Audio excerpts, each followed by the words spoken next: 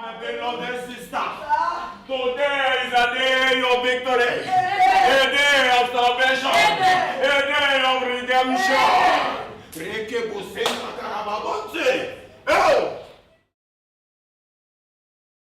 So Lagos Theatre Festival is essentially different performances, one from the UK, 3 from Nigeria, and putting them in non-theatrical or unconventional spaces. We were scoping out various sectors to work in to sort of ramp up the work we were doing in arts. Theatre makers here had the ideas of the shows they wanted to make, they had the talent, but they were having problems accessing venues, and there was obstacles there in terms of the location of venues and audiences coming to venues, but also obstacles that were financial as well. They're usually very expensive to hire. We knew that in the UK, even where there are theatres, there's a form of theatre where you don't need an actual theatre, which is essentially theatre in non-theatrical spaces. And so we started to explore that as a theme to help theatre makers in Nigeria to start to think about how to make work, exciting, contemporary new work that people would want to see in spite of the fact that there were no theatres.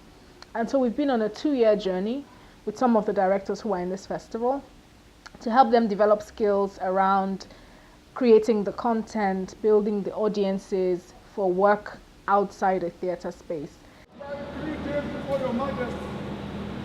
Quick thinking saves life is in little. Being called to be part of the Lagos Theatre Festival is different for us because now our play has to respond to the venue. It's not just a regular stage where, it's a 4-cornered thing, a 3-cornered thing, and you know what to expect behind you. Now we have to respond to the entire venue itself. So the play becomes a living thing. There's some kind of symbiosis going on between the venue and the play itself. Most times when I get to talk to a lot of friends and tell them, oh, we're doing this play, they say, oh yeah, the cult. So I say, yes, but it's a bedroom. I go, a bedroom? A bedroom? How's that going to work? I say, I'm telling you, just 20 people in the bedroom. I give her a job in my company. I pay her daughter's fees. So tell me, my dear wife, what else do you want me to do for her? Marry her? Is that a burning desire you never set in now? Look, So he's really forced us to really to think over and over again if the story is being told well, if the message is being passed across because of the space we're working in. I feel that, yes, I'm getting to the audience. I'm relating, and they can also relate to me. That wall is broken.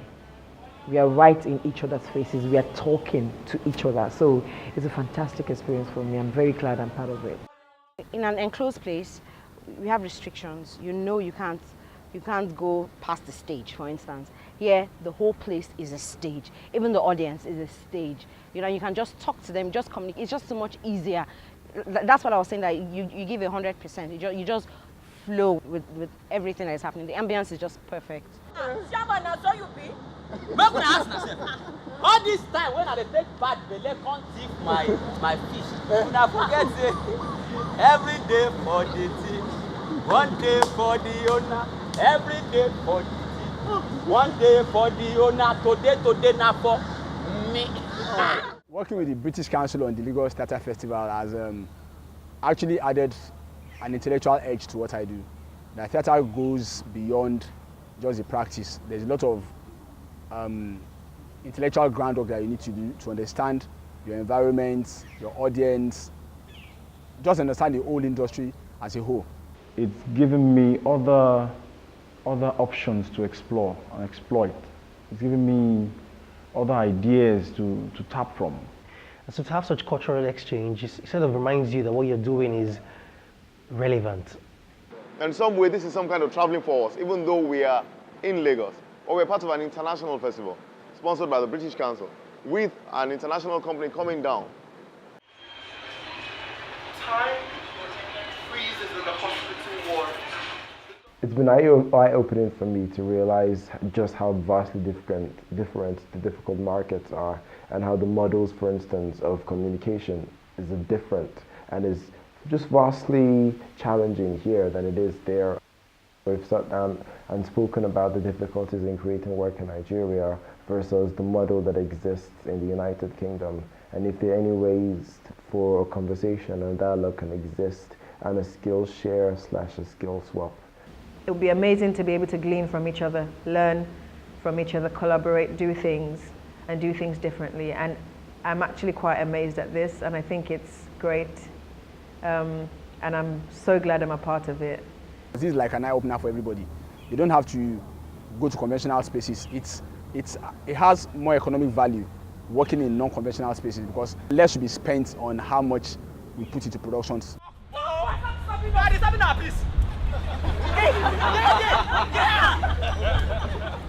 We hope that audiences will find the performances in this festival, for example, so good that they would warm up to the idea of going to theater performances outside theaters. But most importantly, if it's something that is continued, I think it would be very, very good if next year, or maybe the next 2 years, there's another Lagos Theatre Festival where we get to see other stories, you know? I think if we had like a movement, like from here we're moving there, and we continue, if it's constant, I think it would grow. It will grow bigger, much bigger. Theatre is important. It remains vital, and it will never die out. It's impossible. It will never die out. Not as long as there's a marketplace, a street, a dusty road path. There will always be theatre. Every day for the team, one day for the owner. Every day for the team, one day for the owner. Today, not for me.